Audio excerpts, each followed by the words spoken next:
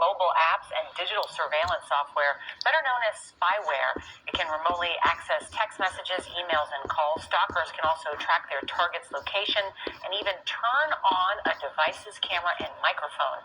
CBS News legal analyst Ricky Kleeman is with us. Ricky, good morning. Good morning, Nora. You think about the positive aspects of these devices. You can use the GPS to track where your kids are.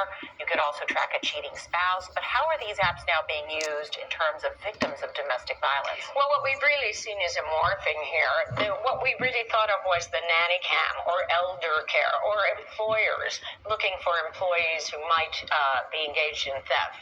And now this whole morphing has come down to two different aspects. One is what Hanson and Arthur have been stalking me for 7 years non-stop. 7 years surveillance from their government and their gangsters. It is unbelievably abusive, and they want me to pay 20 years. we think of as the GPS function. That is, where is your so-called cheating spouse going to be? Are they where they say they're going to be? But much more significant now is the real danger for victims of domestic violence, because it's not only finding out where they are, it's actually hacking into, through this spyware, to read emails, texts, hear voicemails, actually get into a phone call and eavesdrop. And one of the creepiest parts of it from where I sit is the ability to turn on this microphone and within 15 feet hear what is actually happening. It's treacherous. It is. How do the abusers install this software without any detection? What happens here, Jeff, is this. First of all, we should say it is illegal to manufacture, it is illegal to advertise, it is illegal to sell this type of spyware in the United States of America.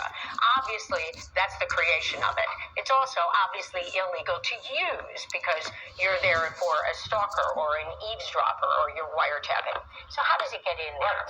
So how it gets in is if the stalker or aggressor, the person who wants to do a bad thing, can get a hold of that phone or computer for a very, very short time, this software can be installed. And they do it in very devious ways.